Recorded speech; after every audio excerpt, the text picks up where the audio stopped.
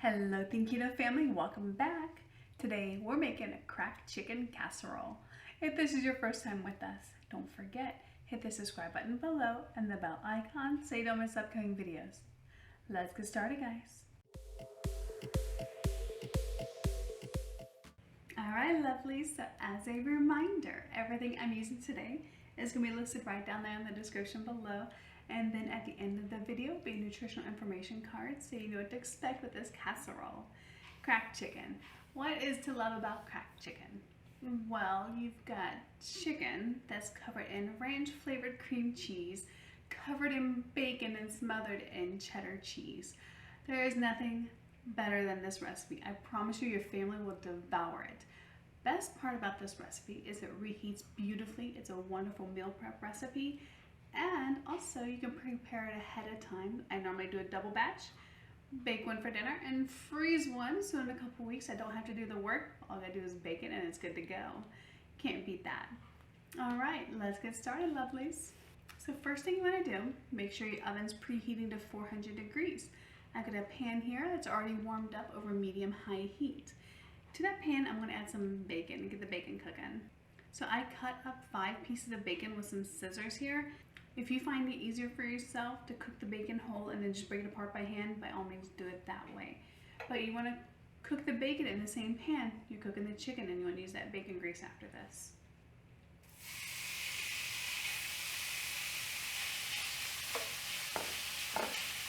Alright, you hear that bacon sizzling? We're going to give that a few minutes to cook. If you have a splatter shield, it's a great time to use it anytime cooking bacon in a pan because it will make a mess everywhere. I'll be right back when this is done. Now, as a note, if you really love bacon, you can always add more bacon. If you're not a huge fan of it, you can add less or even omit it completely. You know, I know some people out there don't eat pork. Bacon is not a critical ingredient to this recipe, but for those of us that like bacon, we consider it a necessity in it. I just want to make sure you guys were aware. If you don't eat bacon or don't like it, don't add it. It won't change the recipe too much. Alright, so my bacon has cooked nice and crispy like I like it. So what I'm going to do is I'm going to scoop it out, and I got a paper towel lined bowl here. Paper towel is there to absorb any excess grease off the bacon.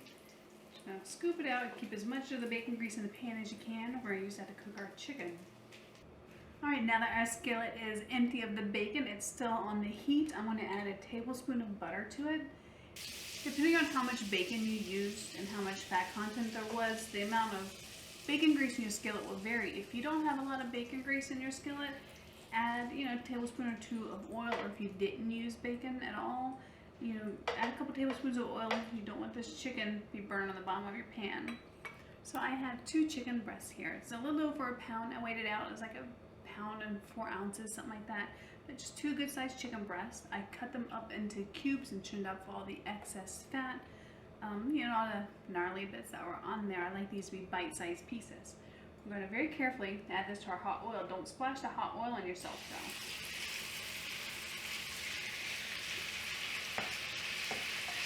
Alright, now that I got that chicken situated in the pan, I'm going to add some seasonings here.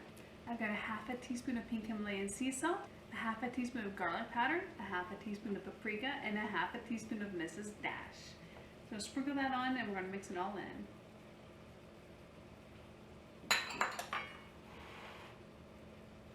Meanwhile, while we have our chicken cooking, I'm going to go ahead and get the cream cheese mixture ready.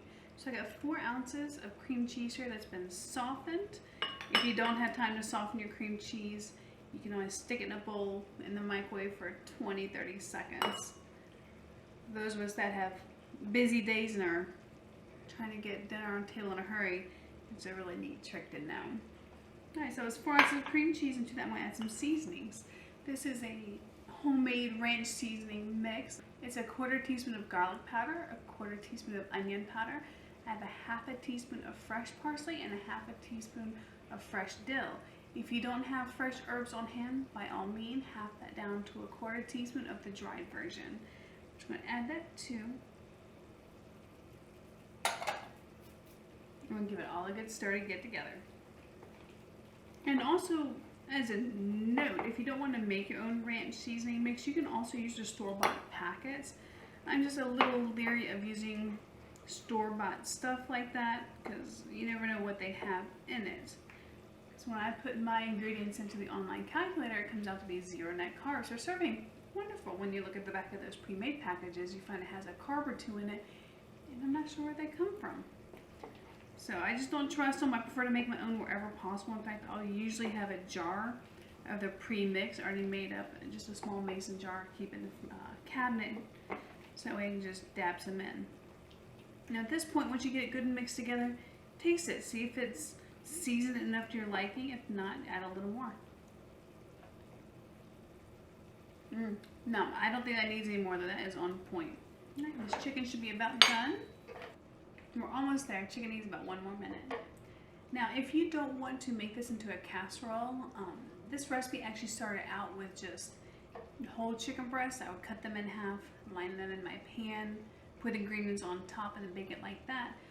But my daughter, one night after I made that, she asked me why I couldn't turn it into a casserole. It makes it a little bit easier to eat, easier to store, and you can always freeze it ahead of time. I'm like, that's a brilliant idea. Why didn't I think of that? Thank you, daughter.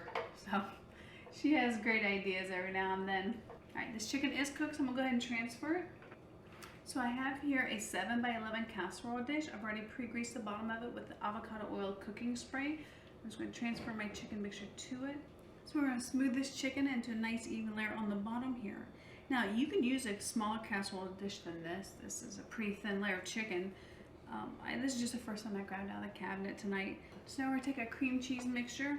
I'm just gonna dollop it and spread it.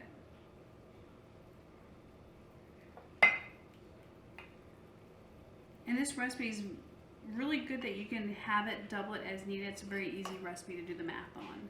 All right, so now's the best part for me is the bacon. I'm going to sprinkle it on the top. And if you want to, reserve some of this bacon back to garnish with after it bakes. So you can put, just half or part of it on, or make more bacon while it's cooking if you want to use it all, however you desire. Now that we have the bacon on, final ingredient's going to be shredded cheddar cheese. I like to use the finely shredded cheddar, but whatever you have on hand will work with this. Like I said, I preheated my oven to 400 degrees. I'm going to put this in and let it bake for about 15-20 minutes. I'll see you back then. Alright guys and gals, so this just came out of the oven and it is piping hot. It looks absolutely delicious. Let me see if I can get you some here and show you what it looks like. And to garnish this, you can do however you like. You can add more cheese, you could put sour cream on it, you could put bacon pieces on it, or if you love bacon like we do, you could put whole bacon strips right across the top of it. I ran out to my garden, grabbed a couple sprigs of parsley. I did just a little bit of parsley for pretty color. Alright guys and gals, there we go, all ready to be served for dinner tonight. I hope you enjoyed this video. Don't forget, leave me a thumbs up down below and feel free to share this recipe with anybody you know. Here's a great crack chicken casserole recipe. Until next time guys, bye.